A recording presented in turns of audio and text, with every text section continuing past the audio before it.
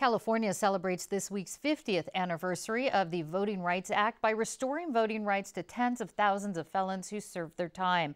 But voting rights continue to be challenged in other states. Here with an update on voting right challenges and what's next in California are my guests, State Assemblywoman Dr. Shirley Weber, representing San Diego's 79th District, and Lori Schellenberger, Voting Rights Director with ACLU of California.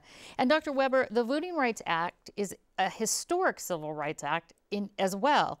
Remind us of what it did. You know, the importance of the Voting Rights Act of 1965 was really to remove the barriers to voting. The right to vote was always there, but the fact that people had poll tax, literacy tax, all kinds of things that put in the way that a person could not register to vote. So in the South, millions of individuals were disenfranchised because they couldn't pass a literacy test that asked them what was in the Constitution down to the most finite aspect if they were African American. And yet the literacy test for someone who was white might be, what is your name?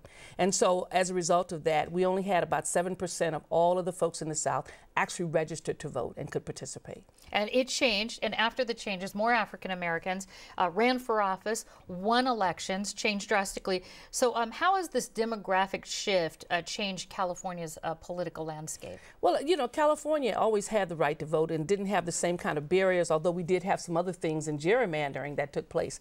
But it truly opened the door for people to, one, for the right to vote. It gave them a voice in their own community and the running of their communities. So you see more elected officials at the local level, whether it's school board, city council, state assembly race.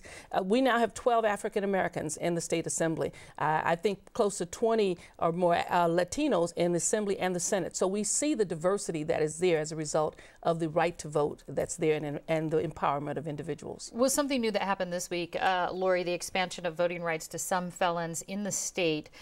Who does this specifically apply to, and explain to us how that works? Sure. The law in California since 1974, voters passed an initiative to expand voting rights to the formerly incarcerated. So the only people who were not allowed to vote in California were those who were currently in prison or on parole from prison.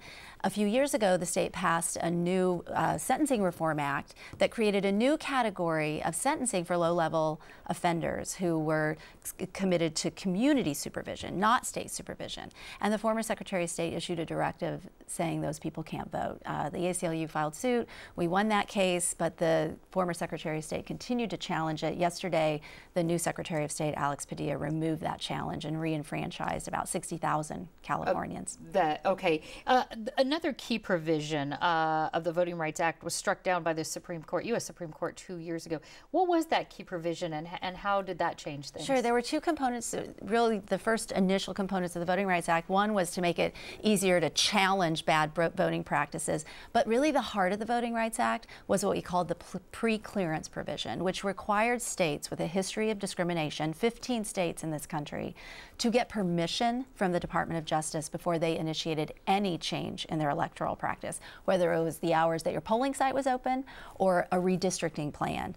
And that was a key provision. There were hundreds of laws that were kept from being enacted, bad practices going into practice. As soon as that was struck down, 10 of those 15 states passed horrible restrictions on voting, voter ID, cutbacks in early voting that have really changed outcomes. And some of those have been challenged. Texas, of course, federal appeals court just today said that their law was discriminatory.